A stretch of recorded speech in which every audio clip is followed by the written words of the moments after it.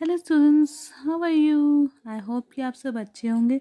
देखिए, कल हमारे मैनेजमेंट अकाउंटिंग में जो लास्ट सेकंड टॉपिक है, देखिए हमारा ये कॉस्ट रिडक्शन, कल हमने ये पढ़ा था, है ना। आई होप कि आपको इतना ही समझ आ गया। कल हम क्या कर रहे थे? कल हम कर रहे थे एरियाज इसके, और एक एरिया मैंने आपको अच्छे से समझा दिया था, डिज़ाइन ऑफ प्रोडक्ट।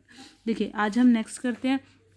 नेक्स्ट है हमारा मेथड्स और टेक्निक्स ऑफ प्रोडक्ट और फैक्ट्री ऑर्गेनाइजेशंस, कि उसके मेथड्स क्या होते हैं, उसकी टेक्निक्स क्या होती है उसको टैकल करने किसी प्रोडक्ट की या फिर कोई फैक्ट्री जो है ऑर्गेनाइजेशन है उस चीज़ की। ओके, देखिए बेसिकली हमारा टॉपिक क्या है? कॉस्ट रिडक्शन, यानी कि हम हर काम किस चीज़ के लिए करेंगे? कॉस्ट को रिड्यूस करने के लिए। तो मेथड्स भी हम किस लिए प्रोड्यूस करेंगे? कॉस्ट को कम करने के लिए। टेक्निक्स भी इसलिए बनाएंगे ताकि हमारी क्या हो? प्रोडक्ट की कॉस्ट कम आए और हमारा प्रॉफिट क्या हो? ज़्यादा हो। देखिए पढ़ लेते हैं। ये कहता है the clearly laid down line of authority and responsibility properly laid out channels of communication, cordial relation among the different level of management, high moral of workforce, human behavior approach, cooperation among workforce, team spirit between high and level, all the help towards positive and better working environment। देखिए इसने क्या कहा? Authorities, यानी कि जो भी उनकी authority है काम करने की, वो क्या होनी चाहिए? प्रॉपरली बटी होनी चाहिए, लाइन वाइज। ऐसे ही रिस्पॉन्सिबिलिटी, जो उनकी जिम्मेवारी है, यानी कि ऐसा ना हो कि अथॉरिटी दे दी कि आपके पास सिर्फ पावर है कि आप ये काम करेंगे। उनको रिस्पॉन्सिबिलिटी भी दो कि अगर आप ये काम नहीं करोगे तो आपकी जिम्मेदारी है, ये किसी और की नहीं है। ठीक है ना, दोनों क्या हो? बटी हुई हो। आगे कहता है चैनल्स ऑफ कम्युनिकेशन, कोऑर्डिनल रिलेशन, यानी कि क्या हो? कम्युनिकेशन क्या हो? बिल्कुल प्रॉपर हो, यानी कि डिफरेंट लेवल ऑफ मैनेजमेंट, यानी कि हर मैनेजमेंट के लेवल पे क्या हो? कम्युनिकेशन अच्छी हो। ऐसा ना हो कि जो उनके वर्कर्स हैं उनके बीच में कन्फ्लिक्ट हो, क्योंकि स्टूडेंट्स अगर कन्फ्लिक्ट्स होगा तो हमारा काम वहीं पे क्या हो जाएगा? ठप हो जाएगा। और कॉस्ट रिड्यूस होने की वजह से रिड्यूस होने की बजाय कॉस्ट क्या हो जाएगी? उसकी बढ़ जाएगी। ओके, आगे कहता है हाई मोरल ऑफ वर्कफोर्स, यानी कि काम क्या होना चाहिए? उसका हाई मोरल होना चाहिए, बहुत अच्छा होना चाहिए। ठीक है, human behaviour approach cooperation among welfare, यानी कि क्या कहता है? ह्यूमन का बिहेवियर, एक व्यक्ति का बिहेवियर कैसा हो? ऐसा हो कि वो क्या करे? कोऑपरेट करे दूसरे के साथ। ऐसा ना हो कि अगर उसने उसकी हेल्प करे तब भी उससे लड़ रहा है, नहीं। ऐसा हो कि अगर उसका काम हो गया तो दूसरे वर्कर की क्या करे? सहायता करे। टीम स्पिरिट हो कि हाँ भाई हमें टीम में मिलकर काम करना। ऐसा ना हो कि हाँ भाई मुझे तो अपना अपना काम करना है, दूसरे से मेरे को क्या मतलब, नहीं। एक टीम स्पिरिट होना चाहिए between high and low level, यानी कि हाई लेवल के लोगों के बीच में और लो लेवल के लोगों के बीच में। All this helps toward positive, और इन्हीं सारे पॉइंट से क्या होगा? पॉजिटिवली हमारे बिजनेस का इफेक्ट होगा और हमारी क्या होगा? वर्किंग एनवायरनमेंट अच्छा होगा, हमारी कॉस्ट रिड्यूस होगी और कंपनी का बेनिफिट होगा। नेक्स्ट देखिए इसने कहा मार्केटिंग ऑफ द प्रोडक्ट और सर्विसेज। देखिए बेसिकली ये भी बहुत इंपॉर्टेंट है कि हमारे प्रोडक्ट की क्या हो? मार्केटिंग हो, यानी कि जब तक वो मार्केटिंग नहीं होगी तो कॉस्ट कम नहीं होगी। तो चलिए पढ़ते हैं। ये कहता है marketing means creating demand. Marketing का मतलब क्या है? मेनली डिमांड को क्रिएट करना, डिमांड बढ़ाना ऑफ द प्रोडक्ट, एक प्रोडक्ट की, and placing it in the reach of the ultimate customer और यूजर्स ऑफ द प्रोडक्ट। और जहाँ पे उस चीज़ की डिमांड है वहाँ तक उसको क्या करना? पहुँचाना। जो उसका कस्टमर है, यूज़र है, उस तक उसको प्रोवाइड करवाना। वही हमारी क्या होती है? मार्केटिंग ऑफ प्रोडक्ट और सर्विसेज। तभी हमारी क्या होगी? कॉस्ट रिड्यूस होगी, क्योंकि अगर जिस कस्टमर को चाहिए वो उस तक पहुँचेगा ही नहीं तो कॉस्ट तो क्या हो जाएगी? बढ़ जाएगी, क्योंकि वो एक्सेस में पड़ा रहेगा और वो हमारा क्या होगा? लॉस होगा। ओके स्टूडेंट्स, आई होप कि आपको ये अच्छे से समझ आया होगा। नेक्स्ट पॉइंट पे चलते हैं। नेक्स्ट पॉइंट ने कहा रिसर्च एंड इनोवेशन।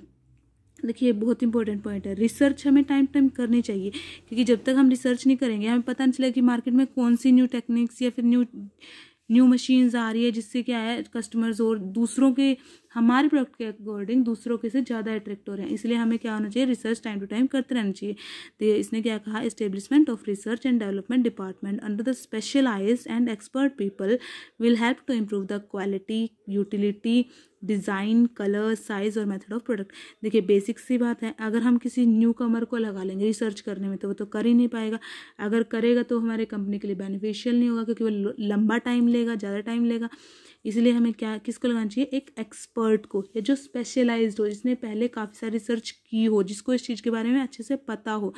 और उसकी सहायता से हम क्या कर सकते हैं, उसकी सहायता से हमारे प्रोडक्ट की क्वालिटी को, उसकी यूटिलिटी, उसकी मात्रा है, जो उसका डिज़ाइन है, उन सब को क्या कर सकते हैं, न्यू मार्केट के अकॉर्डिंग ढाल सकते हैं, अच्छे से उनका यूज़ कर सकते हैं और इससे हमारी कॉस्ट क्या हो जाएगी, रिड्यूस हो जाएगी। ओके, नेक्स्ट कहते हैं ह्यूमन रिसोर्स मैनेजमेंट। देखिए सबसे मेन इंपॉर्टेंट ह्यूमन, देखिए बेसिक सी बात है, अगर ह्यूमन मानव है वही मशीन को चलाता है, वही सारे काम हैंडल करता है, अगर वही अपना काम अच्छे से नहीं करेगा तो हमारी कंपनी क्या होगी, बेसिकली लॉस बियर करेगी। इसलिए ये हमें क्या है, ह्यूमन रिसोर्स को अच्छे से मैनेज करना है प्रॉपरली, ताकि उनके बीच में ना कोई कन्फ्लिक्ट्स हो, ना डिस्प्यूट्स हो, और वो अपना काम अच्छे से करे। ये देखिए पढ़ लेते हैं इसमें क्या है। ये कहता है the motivated and positive mind workforce are most valuable, यानी कि जब हमारे जो वर्कर्स हैं उनका माइंड क्या होगा, बिल्कुल सही होगा, यानी कि वो काम की तरफ पॉजिटिवली देखेंगे, उनको एनवायरनमेंट अच्छा लगेगा, तभी वो हमारी कंपनी के लिए क्या हो गए, बहुत ज़्यादा वैल्यूएबल हो गए। ठीक है स्टूडेंट्स, नेक्स्ट पढ़ते हैं। इसने कहा assets of any establishment so the selection requirement placement promotion of the workforce man power is most critical area of the reduction. ये कहता है इसीलिए, यानी कि सबसे कम कॉस्ट रिडक्शन कहाँ पे होने चाहिए, हमारे जो है ह्यूमन की रिक्रूटमेंट में, प्लेसमेंट में, प्रमोशन में सबसे कम आपको कॉस्ट कट करना चाहिए। क्योंकि अगर एक वैल्यूएबल ह्यूमन रिसोर्स हमने प्राप्त कर लिया ना, तो बेसिक सी बात है वो अपना अच्छे से अच्छा काम प्रोवाइड करके कॉस्ट रिडक्शन वहाँ पे कर देगा। तो हमें ह्यूमन रिसोर्स को लेने में कभी भी कोई कॉस्ट रिडक्शन नहीं करनी चाहिए। ओके, आगे कहते हैं मटेरियल मैनेजमेंट। बेसिक सी बात है, जब हम रॉ मटेरियल खरीदते हैं तो हमारा क्या होता है, सबसे ज़्यादा मेन वही पॉइंट रहता है हमारा कॉस्ट रिडक्शन का। देखिए हमारा जो है कई बार क्या होता है, जो हमारा ओल्ड प्रोडक्ट को प्रोवाइड करने वाला होता है, रॉ मटेरियल को देने वाला शॉपकीपर होता है, उसको मेनली अच्छे से सर्च करो कि पूरी मार्केट में कौन हमें सबसे लो लेवल पे, लो प्राइस पे दे रहा है और अच्छी क्वालिटी का दे रहा है, उसी से हमें प्रोडक्ट को खरीदना चाहिए। नेक्स्ट कहते हैं सर्विसेज इन ऑर्गेनाइजेशन। ऑर्गेनाइजेशन के अंदर क्या सर्विस प्रोवाइड हो रही है, अगर सर्विसेज प्रोवाइड हो रही है तो उनकी क्वालिटी भी अच्छी हो और कॉस्ट भी क्या हो, कम हो। तो स्टूडेंट इस चैप्टर का लास्ट टॉपिक है कॉस्ट मैनेजमेंट। कॉस्ट रिडक्शन तो हमने पढ़ लिया, बट कॉस्ट मैनेजमेंट भी तो करनी है। ऐसा ना हो कि प्रॉफिट तो हो ही ना और कॉस्ट क्या हो जाए, हमारी हद से ज़्यादा बढ़ जाए। इसलिए कॉस्ट को मैनेज करना है कि हमें जितनी ही कॉस्ट हो, जितने को हम मैनेज कर सके। इसने कहा cost management is the concern with managing the cost of product.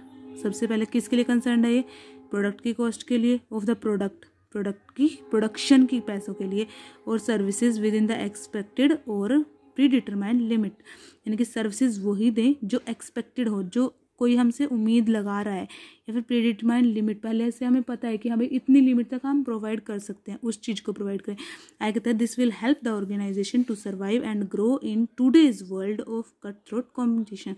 यानी कि जब हम सर्विसेज प्रोवाइड करेंगे, प्रोडक्शन जो है उसकी कॉस्ट को प्रॉपर रखेंगे, तभी हम क्या कर सकते हैं, आज की मार्केट में अच्छे से सर्वाइव कर सकते हैं और बढ़ा सकते हैं अपने बिजनेस को, और जो हमारे कॉम्पिटिटर्स हैं उनको भी कम्पीट कर सकते हैं। अदरवाइज तो कॉम्पिटिटर हमें बीट करके आगे चले जाएंगे और हम कुछ भी नहीं कर पाएंगे। ओके स्टूडेंट्स, आगे कहते हैं today is the age of globalisation and liberalisation. Basically आज का यूथ क्या है, ग्लोबलाइजेशन है और लिबरलाइजेशन है, in which all the nations of the world are competing, यानी कि हर कोई कम्पीट कर रहा है। किसी को भी ये नहीं है कि इस फील्ड में आप नहीं आ सकते, नहीं, हर इंसान जो उस फील्ड में आ रहा है।